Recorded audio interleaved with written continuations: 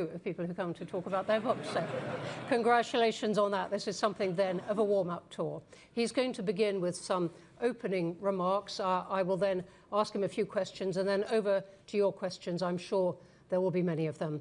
With that, welcome to Chatham House.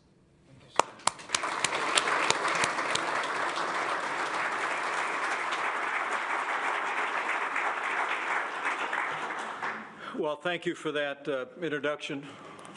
You read it just the way I wrote it. But it genuinely is an honor for my wife Karen and I to be back in Great Britain. We are rounding out a week of travel that's taken us from Newcastle to the north and then Oxford and Cambridge, but I was very much looking forward to the opportunity to walk in these historic halls and speak into this moment here at Chatham House, an institution that for more than a century has stood as one of the world's leading forums for thoughtful debate and principled dialogue on international affairs. Well, it wasn't in my introduction. I hail from a heartland state, but I spent more than a decade on the International Relations Committee in the House of Representatives as a governor. I traveled the world, because in Indiana we do two things well. We make things and we grow things and we sell them to the world. And then as Vice President of the United States, I had the privilege of representing our country in many venues with many world leaders. And so I cherish the great tradition here at the Chatham House, and I'm humbled by the invitation. Truth is, Chatham House has helped nations turn the lessons of war into the practice of peace. And in every generation, your work has reminded us that ideas shape destiny and the future of freedom. Join me in thanking the leadership here at the Chatham House for the work that you continue to do.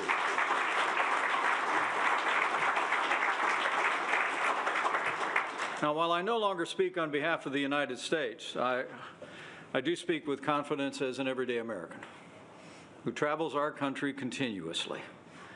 And I came here to speak with confidence on behalf of millions of Americans who cherish the enduring friendship between the United States of America and the United Kingdom. As I learned in my 20 years in public office, our bond is like no other. The special relationship, as Winston Churchill called it, was not declared by a treaty or born of convenience. It was forged in the fires of World War I and World War II. Together we faced the great trials of the last century. The eyes of the world turned to us when the hopes and prayers of liberty-loving people everywhere. We fought side by side to defeat Nazi Germany when American and British troops landed on the beaches of Normandy. In the years that followed, we stood united to vanquish communism and build alliances that anchored the world with stability. And just as America came to Britain's aid in the Second World War, I was in Washington, D.C. on September the 11th, 2001, as a new member of Congress. And I witnessed Britain come to our aid after 9/11. The only time Article 5 has ever been initiated under the NATO treaty. Thousands of British troops fought and bled besides ours in Afghanistan and in Iraq and in the global war on terror. Many never came home. As I said in my visit to the territorial military base in Newcastle last Friday, meeting with men and women in uniform, I said, during all my years in Congress, I made a point to visit our troops downrange every year for 10 years, following the launch of hostilities in Afghanistan and Iraq. And as I told those British soldiers just last week, I never visited a forward deployed base without seeing the Union Jack flying beside Old Glory. The Bible says if you owe debts, pay debts. If honor, then honor. If respect, then respect. So allow me to join voices of remembrance that gathered in this great country just last week. The American people will never forget or fail to honor your heroic fallen who came to our aid these past 20 years. Now, today we also stand shoulder to shoulder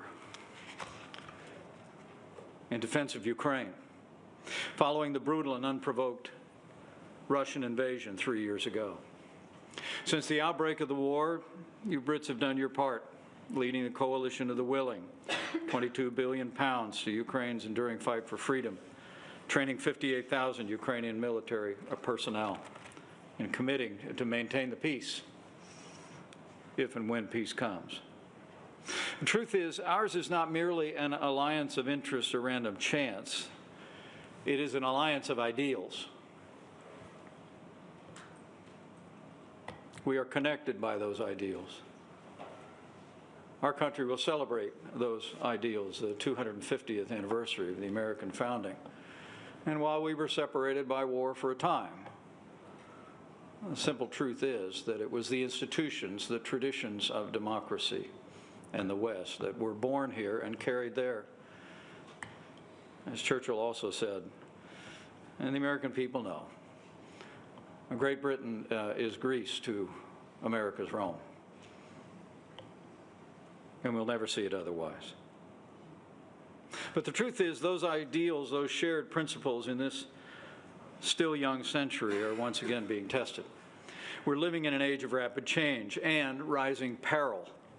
Authoritarianism is on the march. A fallen empire labors to rise from the grave in Eastern Europe. China continues its military provocations in the Asia-Pacific.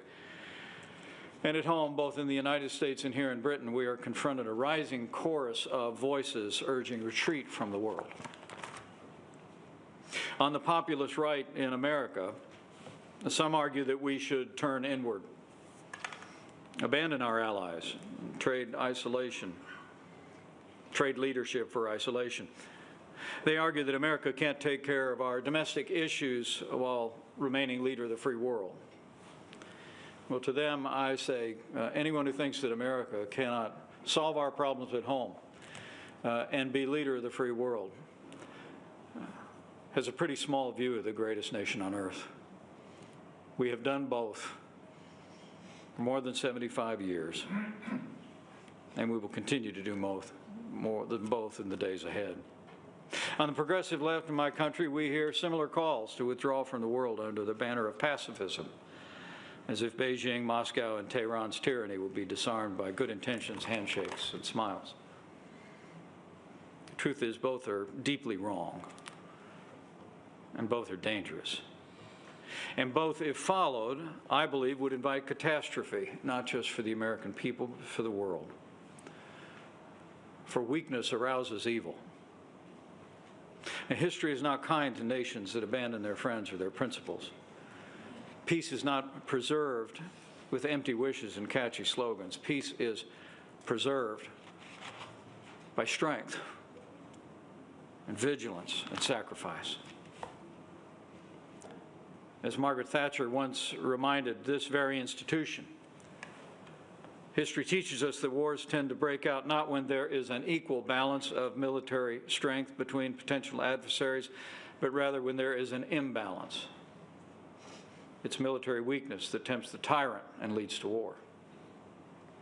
The Iron Lady's words ring as true today as they did in her time, in this place. I believe when America leads, the world grows safer. When America falters, chaos advances.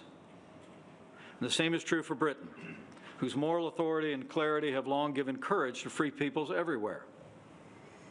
And it goes without saying, when our NATO allies live up to their obligation to provide for our common defense, our nations and the free world are safer still.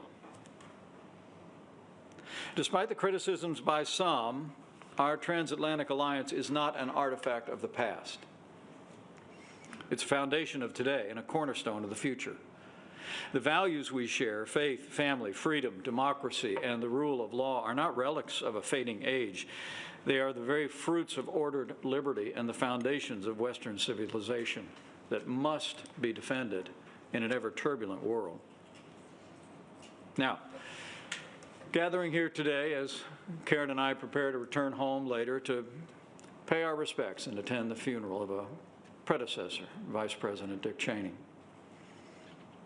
I'd be less than candid if I didn't acknowledge that in recent days, the special relationship between our countries has begun to feel at times like a especially difficult relationship.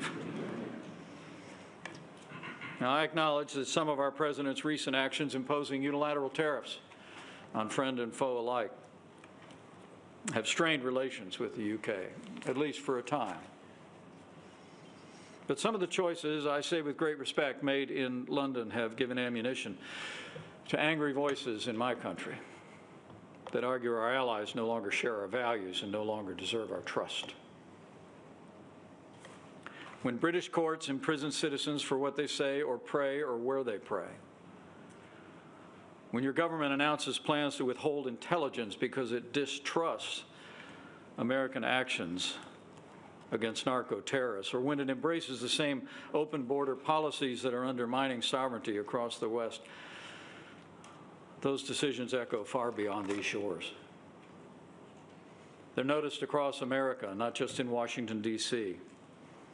And they are exploited by those who would say that the UK is not our friend, who would like nothing more than to see the Atlantic alliance crumble. But let me assure you, the American people know that the United Kingdom is our friend, and the United States will always be a friend to the United Kingdom. So I say as a friend, the surest way to strengthen our alliance is to live out the freedoms that made it possible. Free speech, secure borders, moral courage to call evil by its name. These are not uniquely American virtues. They're the shared inheritance of freed people. We do well to repair to them. So I came to say today, now more than ever, the United States and the United Kingdom must stand together as the twin pillars of the free world. And nowhere is that calling clearer than in the war raging in Eastern Europe. My wife and I have traveled into Ukraine since Russia